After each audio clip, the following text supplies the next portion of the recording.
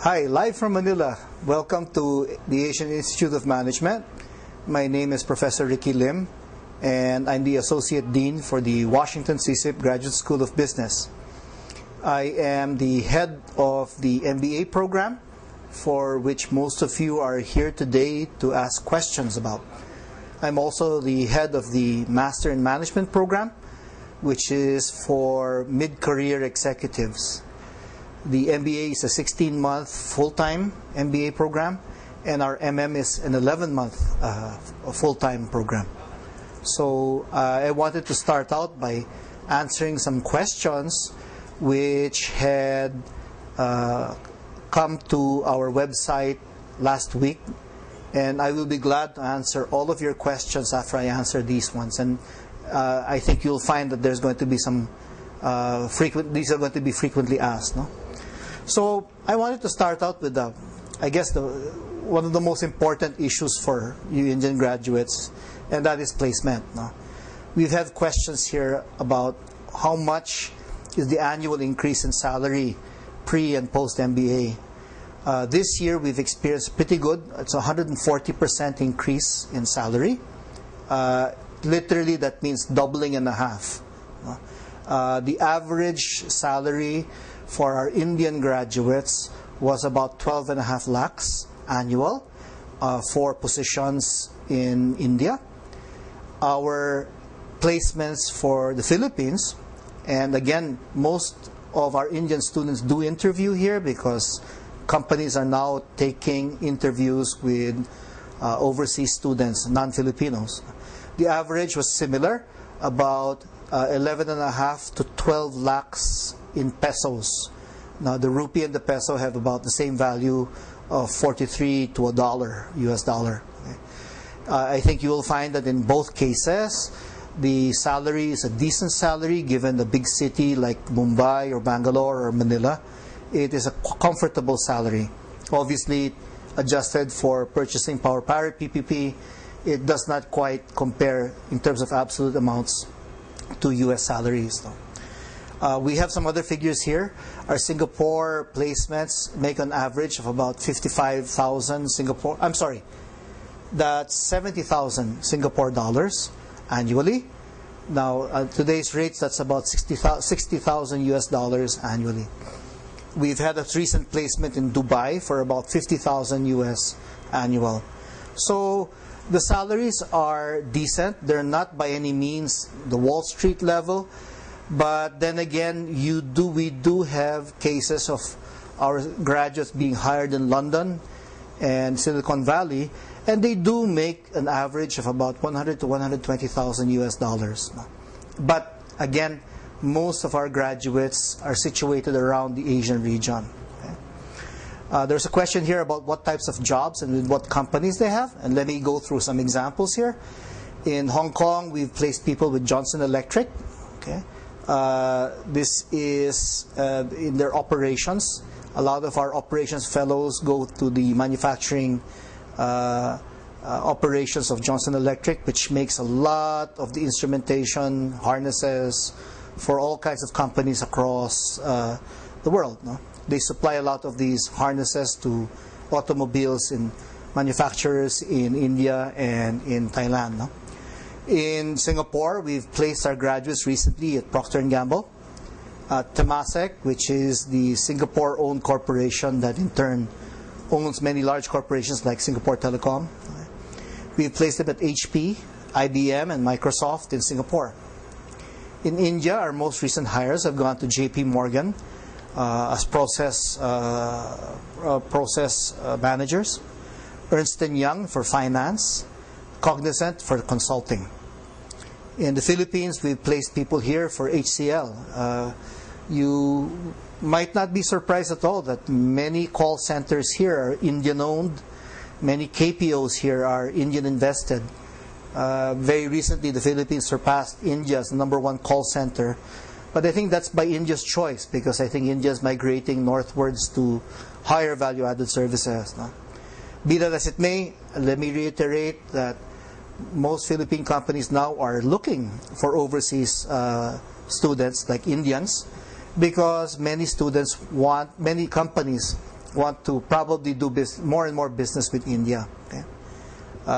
In Dubai, we place people with KPMG as consultants, and we have a lot of graduates working in Silicon Valley, Australia, New Zealand, Hong Kong, and other parts of Asia or the Asia-Pacific Rim. Okay. All right, maybe I can answer this question. What does AACSB accreditation entail? What are its advantages? Our happy news is that we were recently given our second 5-year term for AACSB. This is the Association of Colleges of Schools and Business, which is US-based. No? I'll have you know that in 2010, as of 2010, only 30 schools in Asia were accredited by AACSB.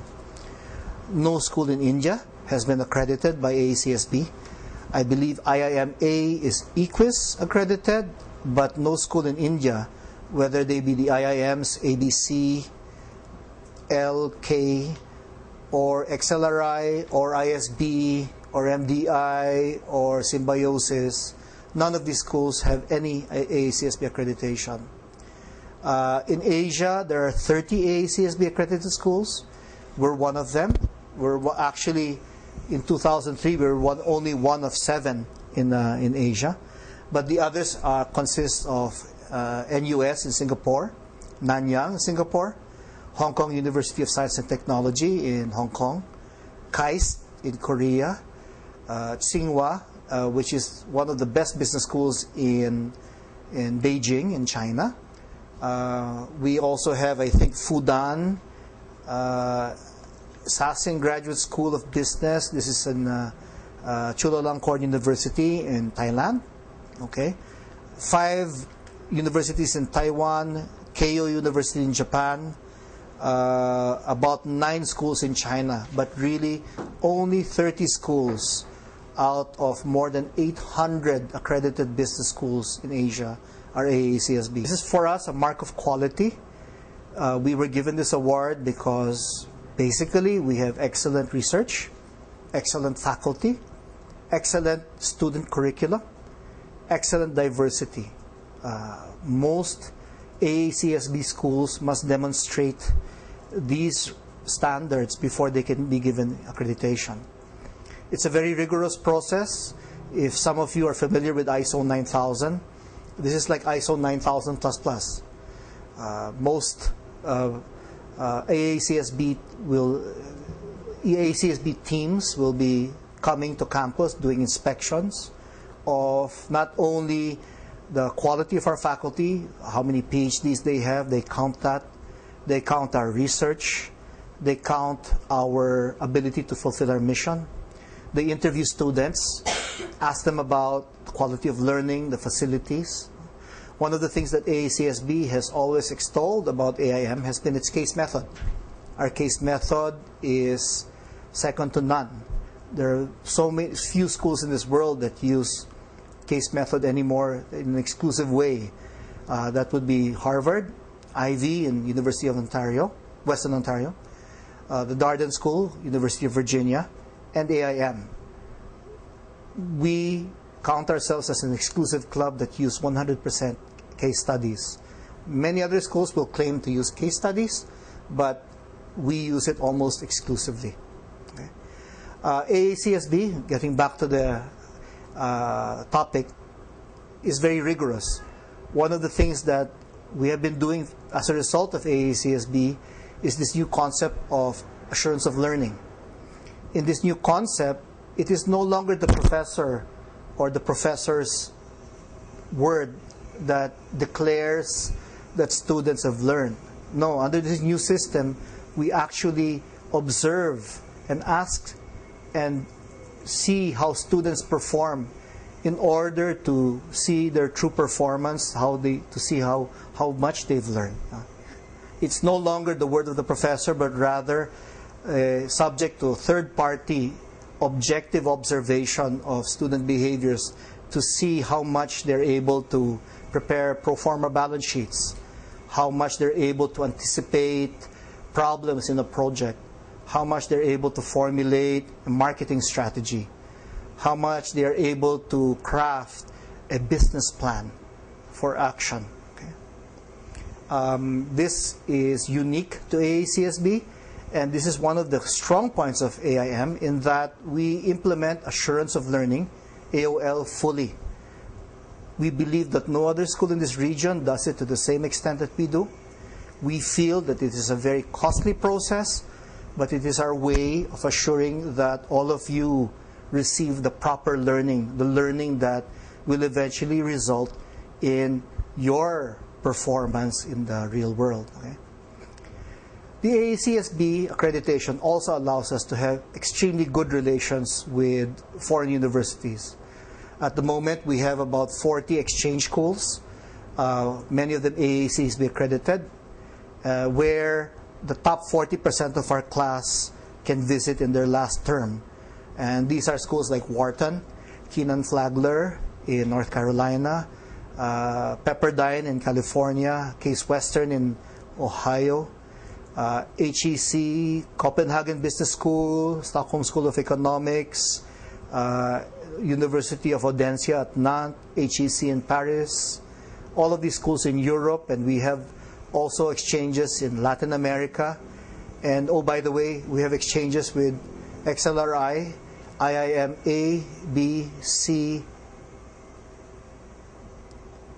I believe Kozhikode and Lucknow are also part of our exchanges among the IIMs. Okay?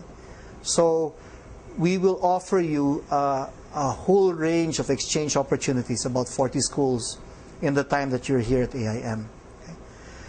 Finally, the AACSB gives us that quality mark. It assures you, the students, that you are getting a world-class education. We could not receive that AACSB accreditation unless we subjected ourselves to extremely rigorous microscope of everything from work hours to systems to documentation to assurance of learning to placement services to a curriculum updating to inspection of classrooms. All of this is part and parcel of an AACSB accreditation. I'll be glad to answer any questions. If I may hear some from the audience. Just read them out to me. Aditya Malik is interested in international trade. Does AIM provide good exposure in that field? Your question might have to do with policy making, perhaps. Again, Aditya, please ask the question. Be more specific. But if you mean having to do with any sort of policy-making bodies, no? We have actually very successful Indian graduates working for the Asian Development Bank. They are now in positions of policy-making, perhaps not so much international trade, but for example, in poverty alleviation, in countryside development, energy. Now, I'm sure it's just a simple hop, skip, and a jump to go into international trade policies, no? Some of our graduates at this very time work for the Department of Trade and Industry. Thank you. Oops, I just lost my little thingy. Is that okay? A lot of our graduates do end up working for government or non-government organizations at policy-making levels. That's a good question, Aditya. Thank you. Thank you. He said a domain which involves in improving trade ties among countries. Okay, Aditya asks, is a domain to improve trade ties between countries? Yes. Again, I think the type of organizations that you might want to join that in order to foster that would be departments of trade within each country. A lot of bilateral negotiation might happen, say, between India and the Philippines, say, to lift, for example, taxation. No? And I am sure, I can't name you names right now, I know for a fact that in the Philippines, the secretary, the acting minister of trade is an AIM graduate. And in his position, it is incumbent upon him to indeed visit countries like India to foster win-win type of trade agreements that would benefit both countries. No? I've always been an advocate that we should be opening our borders to India and vice versa. There are so many ways that India and the Philippines could stand to exchange in terms of intellectual power, creativity, services industries. There's a lot of things that we can learn from each other. Thank you. Okay, let me answer this question. Who are some of the visiting professors at AIM right now? Well, the last term we've had a fellow named Bill Sheila. Bill Sheila is from the University of Minnesota. And his specialty was in angel investing. Not venture capital, but angel investing. And he actually did a neat case or neat cases on Asian angel investment companies, the types of problems that they had to go through. We also had a fellow from George Washington University named Reed Click. Reed's specialty was in international trade. There you go, Aditya. Okay. We had Frank Warnock. He is a finance professor from the Darden School, University of Virginia, of which, by the way, I'm a graduate. He taught finance. His wife, Ronnie Veronica Warnock, taught social entrepreneurship. We have the former dean of Instituto Tecnología de Monterrey, ITSM from Mexico. His name is Jaime Alonso Gomez. He's going to be teaching next semester on global strategy, in particular Latin American strategy. We had Jeffrey Williamson, the former dean of the Harvard School of Economics, talking about various Asian historical context with Asian behaviors today. We had Trishit Bandyopadhyay, an operations professor from XLRI, visiting us. And this coming semester, Suresh Paul Anthony from XLRI also visiting us, teaching marketing. James Nilang Cavill from Hofstra University, Long Island, taught global marketing. Brad Googins from Boston University taught corporate social responsibility. And a number of others. No? Our newest full-time faculty, you'll be excited to hear about this, is a fellow named Tom Alexander. Tom is actually an Indian, but transplanted American. But he is what he likes to call himself, a serial entrepreneur. He's started and sold 5 different companies in Silicon Valley. So he's our resident. We like to call him entrepreneur in residence because he gives a lot of good advice to students who want to start their own businesses and takes them to the entrepreneurial process. We also have Tet Manyalak. Professor Manyalak is a former CFO of a company in the United States, and she's now teaching basic finance. Okay, we've had new faculty like Ron Mendoza from Michigan and Erwin Chongson from the World Bank in Washington join us. Manny De Vera comes from the Kennedy School of Government in Harvard University. So we have a very, very diverse set of faculty.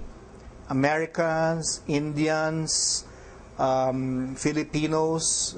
We have a Korean faculty visiting us, and she has a PhD from, I believe, the UK, and she has 15 years of experience working for Procter & Gamble.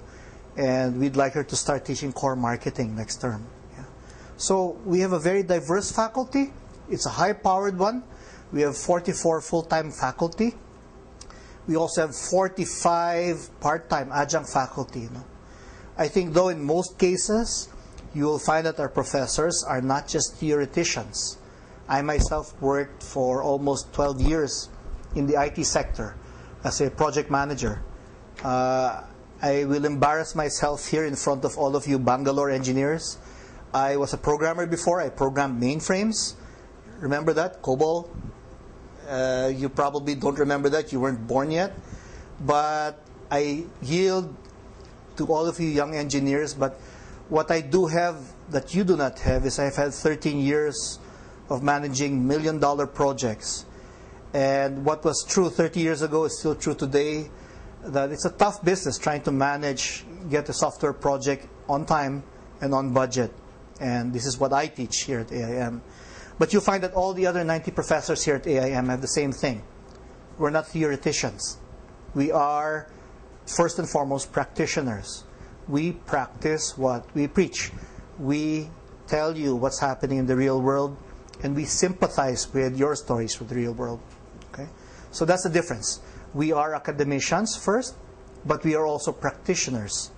And sometimes those two interchange, and I think it brings a lot of benefit to the classroom. If you want to ask any questions, do write me personally. My email address is ralim @aim.edu. Okay. I will be glad to answer any questions that you can ask. Yeah. Let me go to another question. What other schools in Asia have AACSB accreditation? Let me answer that. I think I answered that already, but let me talk to you about that now. In China, pardon me while I switch to my reading glasses. There are 9 schools in China.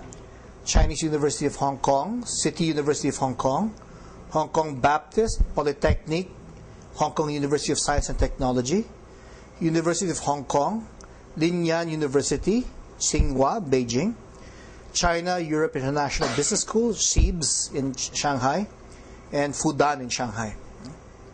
In Taiwan, there are 5 business schools with AACSB. Those are Fujian Catholic, National Chengchi, National Chaotung, National Sun Yat-sen, and National Taiwan. Japan, there are 2 schools accredited, Nagoya University and Keio in Yokohama. In Singapore, there are 2 schools, that's Nanyang, NTU, and NUS. South Korea has 8 schools, Thailand 1, SASIN, and in the Philippines, there's only 1, that's Asian Institute of Management. Let me reiterate that, again, out of the almost 780 schools that are of high quality in Asia, only 30 are accredited. No? Of, I think, 12,500 in the world, business schools, only 620, and I may be wrong on some counts. Do visit www.aacsb.com and you'll be able to get the accurate counts there. But fewer than 3 or 5% of the world's business schools have AACSB accreditation, and AIM is one of them. This assures you of the highest possible quality education for not a bad price. From what I understand now, it might cost an Indian student about 13 lakhs, is it? Or 13.3 lakhs to get an education from IIMA, if you can get in. That is the cost of an entire year's, the entire MBA's tuition plus living expenses in the Philippines. Not bad, considering that's what you would pay at IIMA. You would pay the same amount here in the Philippines, and you'll be in an international, in a very diverse environment. Yeah. AIM is located in Makati. Makati is like the Nariman Point of the Philippines. This is the Central Business District, and AIM is actually right in the middle of one of the nicest places you can be, which is the Greenbelt area. The Greenbelt area boasts of a lot of things to do: movie houses, restaurants, bars. Many of my Indian students love it because every Friday, Saturday night is their chance to go out and take a break from the stressful environment here at AIM. As you know, the AIM uses almost exclusively the case method. We expect you MBAs who are taking the 16-month program to be able to process about 800 cases in 16 months. The MMs are no less rigorous. They have to process 550 cases in 11 months. No? But this is a pace that you'll get used to. It's hard work, but ultimately a very rewarding process. At AIM, we like to think that because of our case method, we tend to emphasize not so much on knowledge, which tends to be easily accessible now in the web, but we tend to work more on your skills. What do we mean by that? We're talking about your communication skills, your ability to articulate complex ideas in simple ways. Your listening skills, your ability to hear other people but yet be able to process what they say into meaningful things for other people. Your thinking ability, your analytical ability. In this day and age, you are going to be involved in more and more complex and ambiguous situations in the business world, where you will have to call upon all of your skills, your people skills, your technical skills, in order to solve particularly complex problems. Yeah? So this is what the AIM's case method is all about. We make you learn on the job, and the learning doesn't stop even after you graduate. Okay? I'd asked certain questions earlier about AACSB, about the placement record, and about the visiting and new faculty that we have. In short, I think what you'll find is some very exciting news. No? AIM, in a nutshell, has just recaptured AACSB for the second time for the second 5 years. We're only one of... Nolan, you can go. Or you want to stay there? Okay. We're one of only 30 schools in Asia that have AACSB accreditation. There are no Indian schools with such an honor. This is a proof, evidence of excellent diversity, of excellent teaching methods, of our case method, of the type of faculty that we have.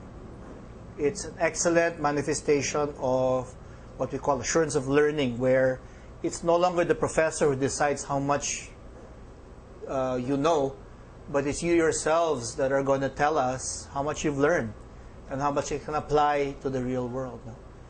We've had some exciting faculty come visit us, people like Frank Warnock of Darden, Trishit Bandopadhyay of XLRI, James Nilankavel of Hofstra, Bill Sheila from the University of Minnesota, Jeffrey Williamson from the Harvard School of Economics. They've all come here to lecture.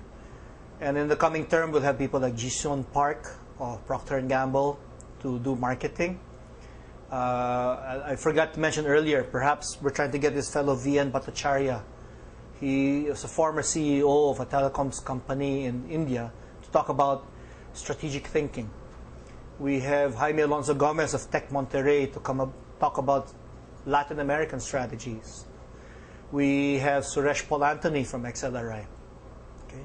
On top of that, we have a new entrepreneur in residence. His name is Tom Alexander. Tom is an Indian from Chennai by way of Silicon Valley. He started and sold 5 different companies, and he's going to be teaching the development of enterprise, which is a course that tries to breed in our students an entrepreneurial spirit. No? Whether or not you're going to go and do your own business soon after your MBA doesn't really matter. We all could use some entrepreneurial skills, the skill of spotting opportunities, skill of exploiting these opportunities, skill of using other people, using other people's ideas, building on those ideas in order to create new products and services. You'll find that the placement situation, while in 2008 it wasn't good because of the crisis, has gotten better a lot lately. Most of our students here basically double their salaries or more by the time they get out of the MBA from the time that they join. The payback period it's very quick. The total package for Indians, tuition and living and expenses, is about 13 lakhs, which is no more than what you'd spend for a good IIM A, B, or C education. The 13 lakhs will get you tuition, will allow you to see the beautiful Philippines, which I just talked to some people who a few weeks ago were able to visit the whale sharks in Donsol, or see our beautiful beaches like Bohol and Boracay. So it's not just work. There's a lot of play. There's a lot of fun too. And you'll find that Manila is quite accessible to other places in Southeast Asia if you want to visit. Okay. So that in a nutshell is what I was talking about, and maybe I can take some questions from you now. Thank you. Aditya Malik, didn't you ask? Oh yeah, you asked a question earlier. What are the future goals, vision, and mission of the school? We're not changing our mission or vision. I think we continue to want to produce managers who want to operate in and around Asia. If your base of operations is Mumbai or Chennai or Bangalore, but you want to deal with situations in China or Hong Kong or Korea or Japan or Indonesia, being able to work with business people from those areas, AIM is the place to go. We will teach you how to be culturally sensitive to all these people. We will teach you the business practices of each country, what is peculiar about, say, Singapore, their national economic policy, versus the national economic policy of Indonesia, versus the policy of India or China. So our mission and vision continues to be to build managers for Asia. A second part of our mission vision is to develop you entrepreneurially. And this doesn't mean own your own business, but rather it also means having that entrepreneurial know-how working within a corporation. This is important because in order for corporations to sustain themselves, you need innovation. And most of the innovations come from people with entrepreneurial minds. The bureaucrats, the people who just follow orders are not going to sustain organizations. It's the entrepreneurs that are going to drive the changes. So yes, you're going to be working for a KPMG or a Tata or a Birla or an SR. But that does not mean that you can be entrepreneurial about your job. This is another vision of AIM. Short-term goals, we want to continue to maintain our leadership in terms of intellectual property. We continue to develop novel research in things such as private-public partnerships, doing business in emerging markets. We want to continue to be the place where businessmen can go to ask, well, how do I do business in Singapore? What kind of business plan should I write up? How should I present it to my associates in Hong Kong or in Jakarta? This is the type of short-term goal that we have. And Aditya, thank you for asking questions, and I'll be glad to answer more. Any other questions? Yes, there's another one coming. Sure. Just read it out aloud, please. Okay. Rahul Pratap Singh.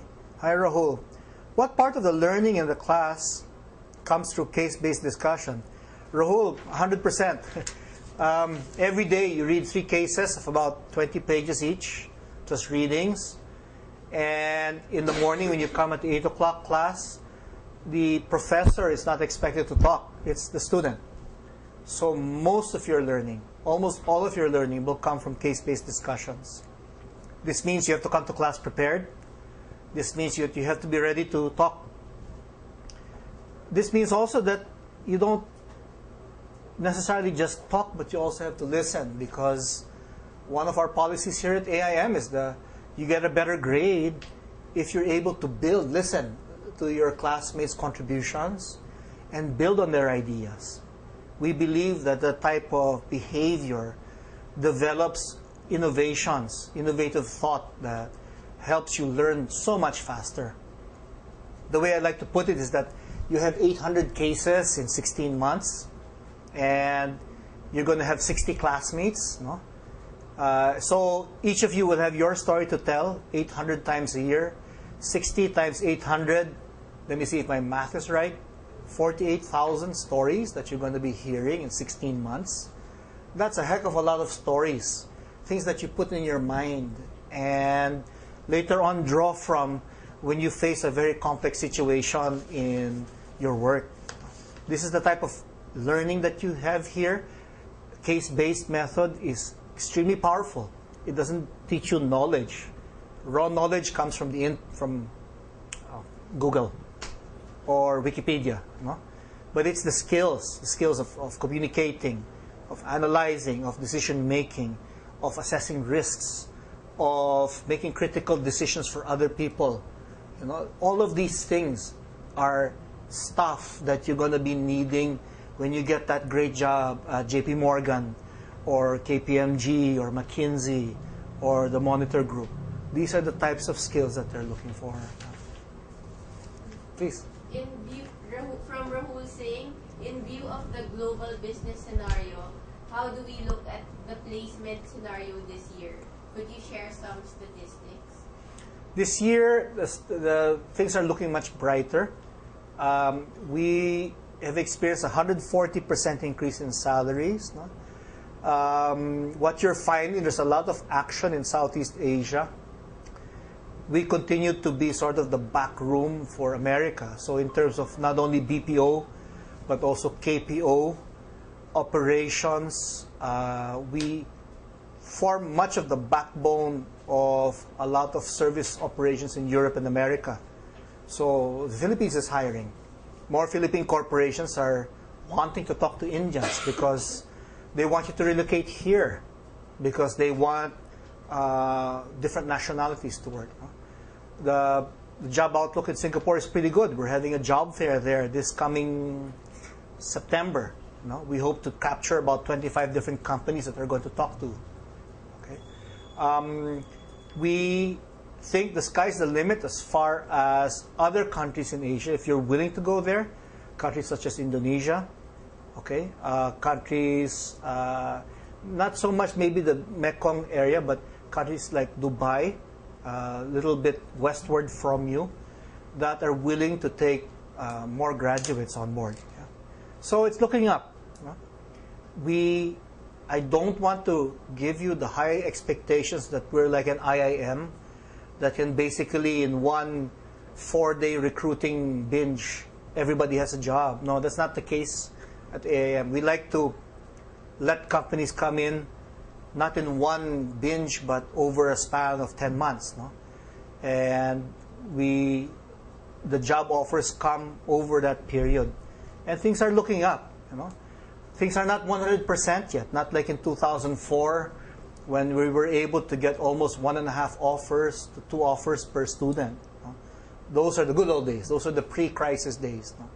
But we hope to be able to achieve that, say, 2012 and 13 once more. Okay? So there still are remnants of the financial crisis here. Another question from Aditya Malik. Yeah. How has AIM thought leadership helped in achieving targets set by AIM or external governing council? How has thought leadership? Well, okay. We have been able to document, for example, the peace process. As you may know, like parts of India, the Philippines has an insurgency problem. We're 85% Catholic, 15% Muslim. And in the South, the Deep South, for example, there's a lot of armed conflict, kidnappings, little civil wars that break out from time to time, terrorism. The Bali bombers basically concocted their bomb from operations down south. No? AIM developed this whole tool called bridging leadership, and we were able to bring the military on the one hand and the rebels, the Muslim rebels on the other, together for very constructive dialogues. No? We think that that has brought peace to at least that part of the region. So that's one case of where thought leadership has helped us out a lot. No? We've had other pieces of thought leadership on a lot of the government policies of the Philippines, no? Whereby we advise them on how they, for example, do policies on taxation, policies on healthcare. Okay? We have a lot of research on, for example, entrepreneurship, whereby we help entrepreneurs double or triple their revenues within a span of 1.5 to 2 years by changing their systems, by changing their marketing strategy, by enhancing their product offerings, or simplify their product offerings. Okay, so we help both for-profit and non-profit organizations alike. Okay. Thank you, Aditya, again. Yeah. He is asking how would the class composition is. Oh, right now we have a lot of Indians. Rahul Singh asks, what's the composition of classes? Right now, we have many Indians in class. We have Filipinos, Vietnamese. We have one guy from Spain, a couple from Korea, several from America. Okay, but most of the students here at AIM now are Indian and Filipino. Thank you. Rahul Singh is interested in the various sector representation. Various sectors. Oh, there's a lot of engineers. This is good and bad. Good in the sense that engineers are very systematic, they're very rules-based, and they're very sort of logical about their thought process. No? Bad in the sense that engineers have a hard time, say, doing very intuitive things like accounting. No? It's actually ironic because accounting is a very numeric exercise, but there are so many things in accounting which sort of defy the laws of physics, and so therefore engineers have a hard time believing it. No, engineers also tend to behave according to rules. No, and a lot of the time, business is about not being illegal, but breaking some of the rules, changing the rules of the game, as they say. No, so what if if you're the head of Bharti Airtel, or if you're the head of Vodafone, or you're the head of Satyam, what's wrong with issuing sachet loads for 2-3 rupees? No? Conventional wisdom would say that's a lousy way to make business. But the new thinkers are going to say to you, hey, 85-90% of Bharti's revenues come not from postpaid, but from prepaid sachet loads. No? So a lot of business, a lot of innovation has to do with breaking the rules, and I think engineers have to learn to break the rules. But having said that, we have a lot of other people here who are diverse enough to complement the engineers. We have, I believe, a Catholic priest here. We have a lot of people from the HR industry. We have people who come from creatives, designers. We have medical doctors. So the more diversity that you meet within class, the better. But the tendency has been for engineers to dominate the scenery.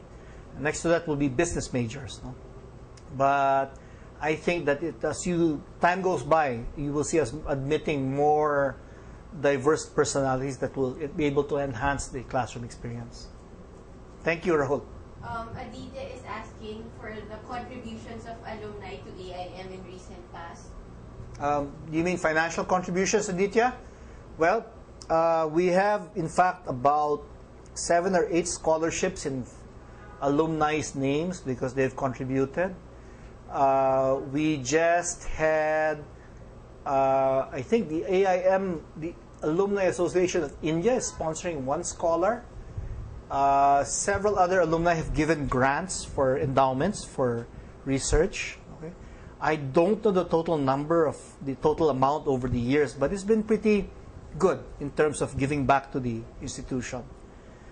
We also accept a lot of non-monetary giving, in the sense that many of our alumni are willing to mentor you, coach you, work with you while you are here, and actually later when you exit, within reason, they're able to also put you in touch with their contacts in business in order to get those good jobs. No? So alumni have been pretty active. Right now we have about 7,500 alumni from the last 40 years that are well placed. No? Among them in India would be people like the head of Mindtree, Ashok Sutta. I think he's retired now. Ramesh Geli, Himalayan Pharmaceutical. I forget his name, and I apologize to him. I should know better. The head of Wokhart, the pharmaceutical, Juzar Korakiwala. All of these guys are successful Indian alumni. Yeah. Aditya is asking if there are social entrepreneurs in class. Aditya, Rahul, sorry. Rahul, is asking if there are social entrepreneurs in class. Right now, I don't know anyone right now in this cohort, but in the past we've had quite a few. Okay, it's probably one of the big things here now is social entrepreneurship, and one of our other professors, I forgot to mention his name. His name is Bam Aquino. Bam is actually the cousin of our current president, Noy Noy. Bam has a very interesting supply chain solution to supplying poor women in the provinces using our sari store. These are like your mom and pop shops, no? And he strung them together in almost like a very crude supply chain that's able to give a source of income to many indigent mothers, give them a source of income that, in order to boost up their lives. Yeah. So we have a few of those, not many. We wish we had more of them. Roll. Aditya is asking, there is an article on The Economist about the higher education bubble. What are your thoughts on this? Higher education bubble. Aditya, I have not read that one. Could you sort of be more specific? I would imagine that the bubble means that there's so many graduate schools and they're about to bust, yeah? If that's the essence of that story, you won't have to worry about AIM. We're here for good. We're solid. We're well-funded. We have the support of not only the AACSB, but we're also a founding member of the AAPBS, Association of Asia Pacific Business Schools. No? We are actually given a special status by the Philippine government. No? We're, right, for want of a better term, we're like a sort of like a national institution. Even though we're privately owned, we're not government run. The government has always been interested in keeping us viable. No? The land, the building we are in are ours. It's probably was the most expensive real estate because we were lucky enough to acquire it 40 years ago, but it's ours. So we're not fly by night. We're not about to get our bubble pricked because we believe that our product is good. Aravind Mani is asking, is AIM undergoing a new marketing strategy? Yes, we are. Yes, we are. Aravind, what's his last name? Sorry? Mani. Aravind Mani, thank you for your question. Is AIM undergoing a new marketing strategy? Yes, we are. We're trying assiduously to learn about how social networking can help us. We used to be this monolithic institute that advertised in big newspapers and magazines, and we're trying to get away from that because we believe that social networking is the way to go. We believe in targeting a lot of non-Asians. More and more, we're trying to hit people from the Americas. You know, not our traditional market. Right? We're trying to hit older students. We believe that people who have been out of school for the last 7-8 years might be wanting some sort of shift in career in terms of direction, and an MBA would be a perfect place for it. Okay? This is as an aside, AIM does not accept people with less than 2 years of experience. We want you, in order to participate effectively in the case method, to have at least 2 years of work experience. And actually, the average is more like 4.5 years for our incoming graduates, incoming students. So you'll find that the average age here is about 25, 26. So the discussions tend to be richer because our students tend to be more well-versed with reality. Okay? So that's how we're changing our marketing strategy. What's his name again? Sorry? Aravind. Aravind. Thank you, Aravind. Yes. Carlo, on behalf of Johan Diaz, is asking, how different is job satisfaction here in the Philippines compared to other countries, and how has AIM adapted to these differences? Job satisfaction. Well, it's a tough one. I cannot speak from a statistical point of view, but from anecdotal, the job satisfaction tends to be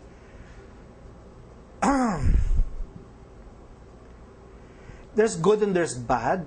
I think that MBA graduates in general tend to be more grounded in terms of their likes and dislikes. No? They tend to be more realistic about their jobs, and they tend to be more choosy, and that's the good side. The bad side is that perhaps our graduates tend to want to hop. No? There's a saying, and this is not just in the Philippines, but also in America and perhaps in India, that you might not want to hire an MBA if it's his first job after graduate school, because they tend not to stay. And to a certain extent, that's true. But that's for a good reason. I think MBA students want to work where they're very happy. And by definition, wherever they are, it's a tautological, but wherever they are, they're probably happy. They've made a conscious choice. They have set the expectations. And they're working for people because they like being there. No? Okay? Otherwise, they'd leave. Okay? So I know it's kind of a ham-handed way to answer your question, but in general, our graduates are happy. Doesn't mean they have one job. It might mean that they were already on their fourth job. No? This is a little story. I won't mention his name, or should I? One of my favorite graduates in India, he passed out of AIM in 1999, and he's probably on his 20th job by now. 11 years out of school, and he's on his 20th job, but he's enjoyed every moment of it. It's just that he enjoys it for a very short time, and he leaves. No? But he's the most, how should I say, healthy, happy. He's probably going to live to the age of like 92, because his attitude about life is so refreshing. And you know what? I think when you get out of an MBA, by the time you're 27, you're going to choose that happy job. So that's a kind of a sneaky way to answer your question.